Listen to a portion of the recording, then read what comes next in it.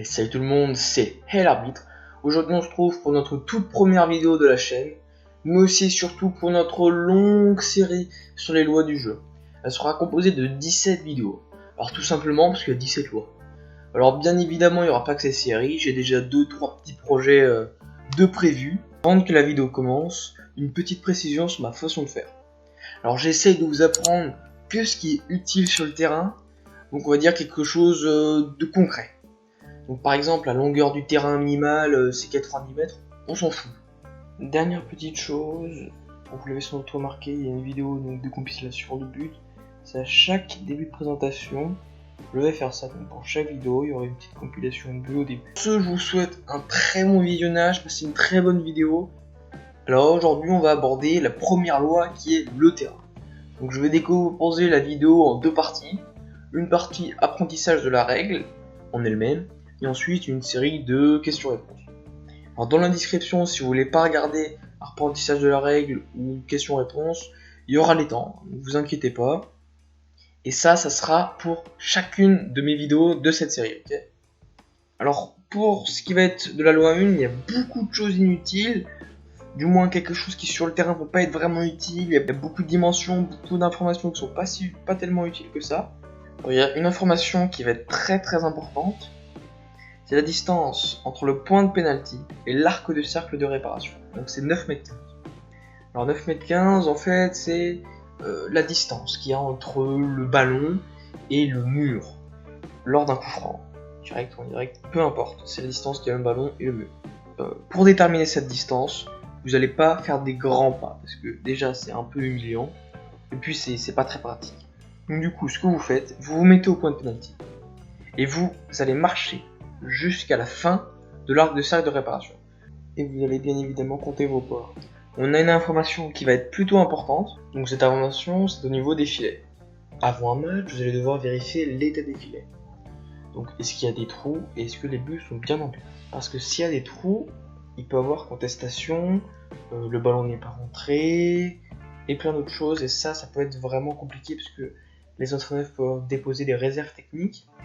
Et à partir de ce moment-là, on peut avoir de gros problèmes. Donc maintenant, on va passer à la partie questions-réponses. Donc pour cette vidéo, vous l'avez sans doute remarqué, cette partie-là est très courte. Donc c'est parce que le terrain, il y a vraiment, je vous le dis, pas grand-chose à dire d'important. Je pense que vous vous en moquez un peu, que les publicités commerciales sont à 1 mètre de la ligne de touche. Je pense pas que ça soit très bien utile à savoir. Ça peut toujours aider, mais c'est quand même, on va dire, un peu logique que ça soit un peu éloigné du terrain.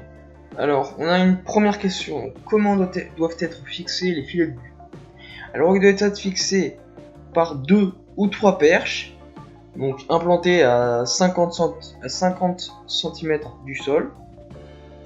Ils doivent être fixés au sol, ou alors, par exemple, si vous avez un grand filet derrière, que le filet soit accroché au gros filet derrière. Je sais pas si vous voyez ce que je veux dire, mais je pense que vous comprenez aisément.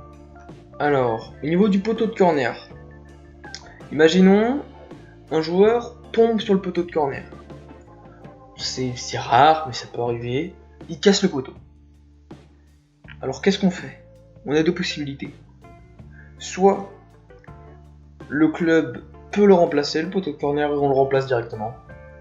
Soit ils peuvent pas, et donc ça c'est plutôt au niveau amateur, mais c'est quand même rare qu'on puisse pas remplacer un poteau de corner. Et donc là, on le laisse et on continue de jouer, c'est pas grave, il n'y a pas vraiment d'importance. Quelque chose de très important, l'impraticabilité du terrain. Imaginons, il pleut beaucoup.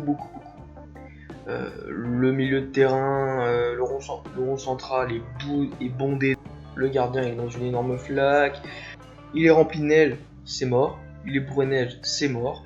Il n'y a pas besoin de voir plus loin. Si le ballon rebondit pas, c'est mort. Voilà, il faut essayer un peu d'être intelligent et de réfléchir, et pas besoin forcément de dire il faut jouer le match, Donc petite précision pour ceux qui ne savent pas, un arbitre doit toujours arriver, en amateur bien évidemment, 1 heure avant le match. Et donc la vérification du terrain se fait globalement, on va dire 50 minutes avant le début de la rencontre. Donc dès le moment où on arrive, on se présente et tout de suite on va vérifier l'état du terrain. Seul bien évidemment pour pas être influencé par les entraîneurs. Alors juste pour revenir sur le hors-série, on va tout simplement voir que fait l'arbitre quand il n'est pas sur le terrain. Donc ce qu'il fait avant et ce qu'il fait après. Mais ça, je vous tease rapidement, c'est dans un hors-série. On ne l'oublie pas. Alors une autre question, quelle conduite l'arbitre doit-il appliquer lorsqu'un brouillard intense fait son apparition au cours de la partie?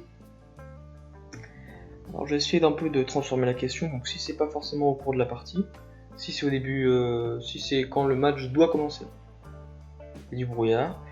Alors pour qu'un match puisse commencer au niveau du brouillard, c'est très simple, vous le voyez sur votre écran. En théorie vous avez deux arbitres assistants, c'est logique, qu'ils soient bénévoles ou pas. Il s'agit pour un arbitre assistant de voir son collègue au poteau de corner opposé dans l'axe de la diagonale du terrain. Donc là vous le voyez sur le dessin, c'est pas compliqué à comprendre. Et l'arbitre assistant il doit tout simplement lever son drapeau. Et si on voit le drapeau, on peut jouer le match. Si on le voit pas, on peut pas jouer le match. Tout simplement. Si dans les 45 minutes qui suivent il y a toujours du brouillard, bah, le match est annulé.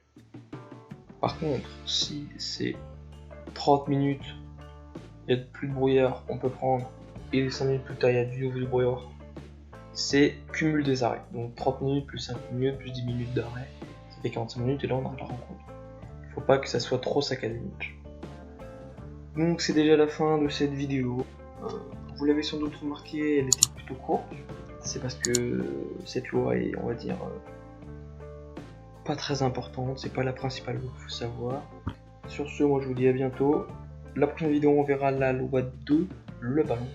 Ça va quand même être beaucoup plus important, je pense, par rapport au terrain. Il y aura des lois encore plus importantes. On verra lesquelles plus tard.